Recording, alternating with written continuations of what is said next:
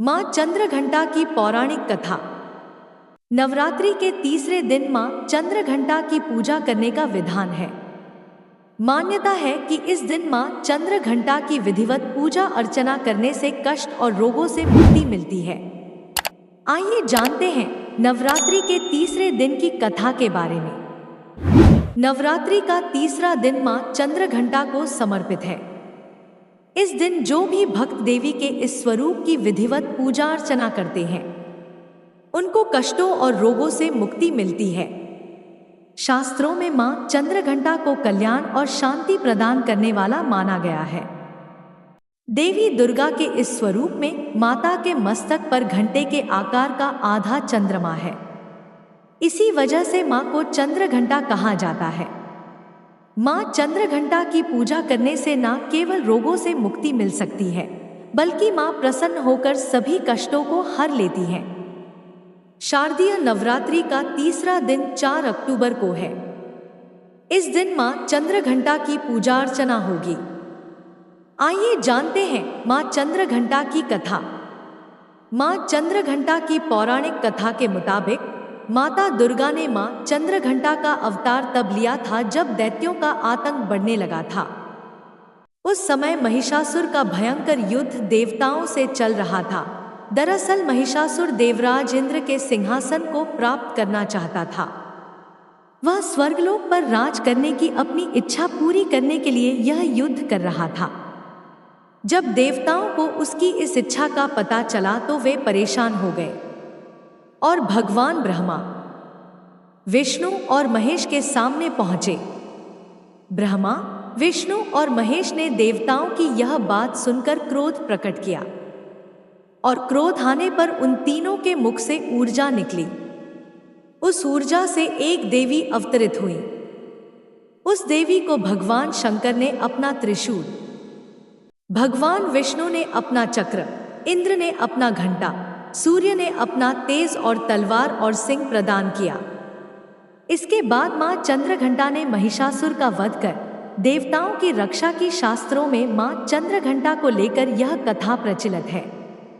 एक दूसरी कथा के अनुसार मां चंद्रघंटा अपनी कठोर तपस्या से भगवान शिव को वापस जीतने के बाद देवी पार्वती राजा के महल में लौट आईं।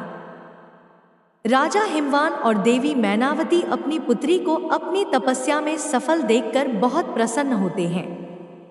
शिव और माता पार्वती के विवाह का दिन आ गया। सभी देवता इस बात से बहुत खुश थे कि उनके भगवान का विवाह हो रहा है। भगवान शिव के सभी गण उनकी बारात के साथ राजा हिमवान के महल में गए।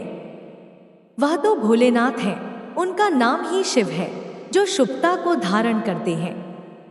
उन्हें बाहरी दिखावे और औपचारिकताओं के पालन की कोई परवाह नहीं थी।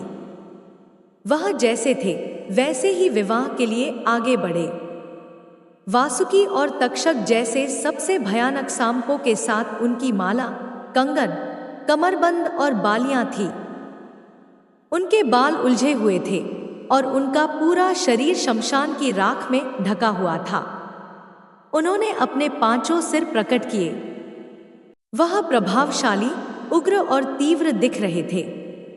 वह बारात में राजसी घोड़ों पर सवार अन्य लोगों के विपरीत एक बैल पर सवार होकर आए थे। मैना देवी, माता पार्वती की मां, जो अपनी दामाद पर नजर डालने की उम्मीद से प्रतीक्षा कर रही थी, भगवान शिव के प्रकट होने पर हैरान और निराश हो गई। उनका रूप न केवल घोड़ों पर सवार अन्य लोगों के विपरीत एक बैल पर सवार होकर आए थे। मैना देवी, माता पार्वती की मां, जो अपनी दामाद पर नजर डालने की उम्मीद से प्रतीक्षा कर रही थी, भगवान शिव के प्रकट होने पर हैरान और निराश हो गई। उनका रूप न केवल रुचिकर था, बल्कि वे अत्यंत अनियंत्रित और विचित्र रूपों से घिरे हुए थे। भूत, प्रेत और पिशाच बम बम भोले के नारों से वातावरण को गुंजायमान कर रहे थे। भूत, पिशाच, साधु और अघोरी बारात में शामिल हुए। गण इतने उत्साहित थे कि उनकी मर्यादा के लिए कोई जगह ही नहीं थी। उनकी खुशी स्पष्ट थी, लेकिन यह किसी भी तरह से कोई सुंदर या सुखद दृश्य नहीं था। इस तथ्य को पचाने में असमर्थ माता मैना देवी ने सोचा कि उनकी शाही कोमल बेटी अब अपने पति जैसे आतंकित स्वभाव वाले व्यक्ति के साथ कैसे प्राणियों के बीच रहेगी। मैना देवी अचेत हो गई।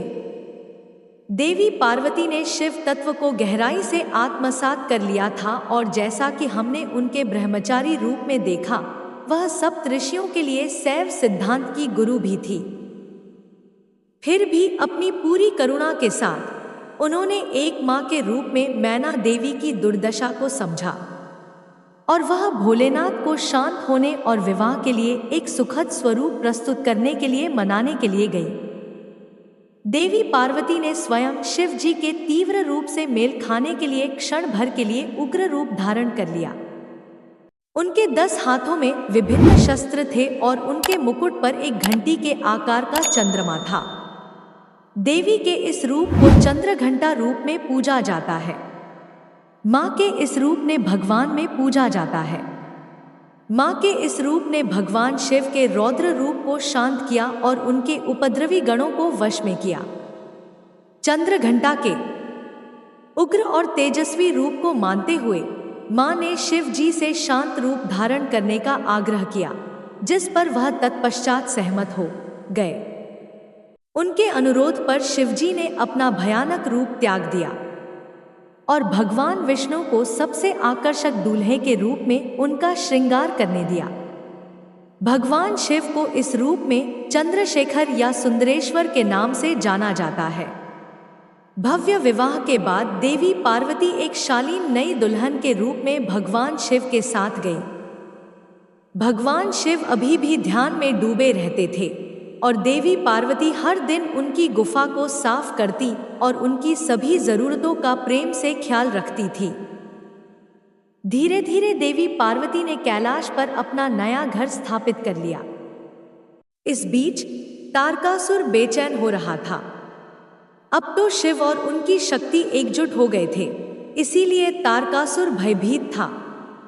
उसने नवविवाहितों के जीवन में सौंदर्य को बाधित करने के लिए एक दुष्ट चमगादड़ राक्षस जतुकासुर को भेजा। जब भगवान शिव घोर तपस्या में लीन थे और माता पार्वती अपने घर के कामकाज में व्यस्त थी, जतुकासुर पूरी चमगादड़ सेना के साथ कैलाश पहुंचा।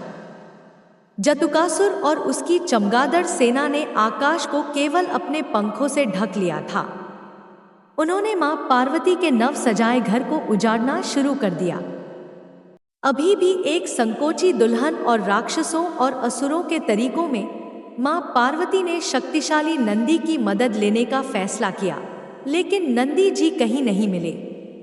इसी बीच भगवान शिव के अन्य गणों ने जतुकासुर और उसकी शक्तिशाली सेना से सुरक्षा के लिए उनसे प्रार्थना की, क्योंकि उन्हें बार बार जतुकासुर के हाथों हार का सामना करना पड़ रहा था और भगवान शिव अभी भी गहरी तपस्या में लीन थे।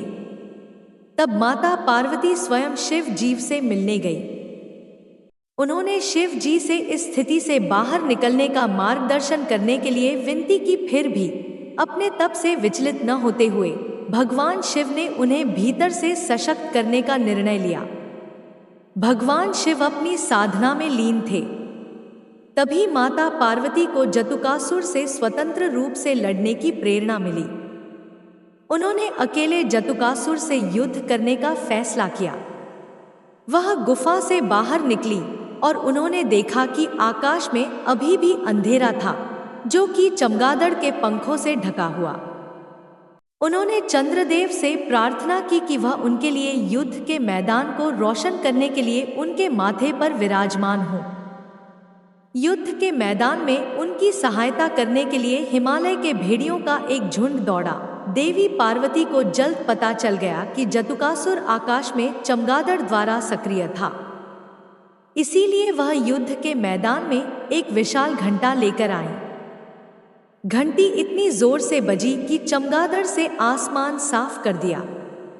जैसे ही भेड़ियों में से एक ने जतुकासुर पर आक्रमण किया, देवी पार्वती ने जतुकासुर के सिर पर घंटे से प्रहार किया, जिससे वह एक ही झटके में मर गया। माथे पर चंद्र और हाथ में घंटा लिए देवी के इस रूप को ब्रह्मदेव ने देवी चंद्रघंटा के रूप में महामंडित किया।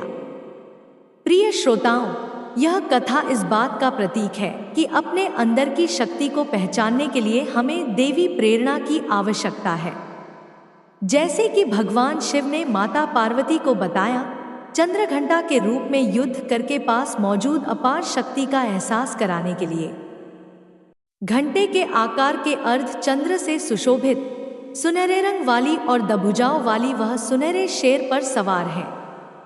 8 कोमल हाथों में त्रिशूल, गदा, तीर, धनुष, तलवार, कमल, घंटी और रुद्राक्ष माला तथा कमंडल युक्त पानी का बर्तन है, जबकि उनके एक हाथ में अभय मुद्रा, भय को दूर करने वाली मुद्रा है। उन्होंने नारंगी रंग के वस्त्र पहने हैं। शेर या बाघ पर सवार है, जो बहादुरी और ताकत का प्रतीक है। प्रेम से बोलिए चंद्रघंटा माता की जय।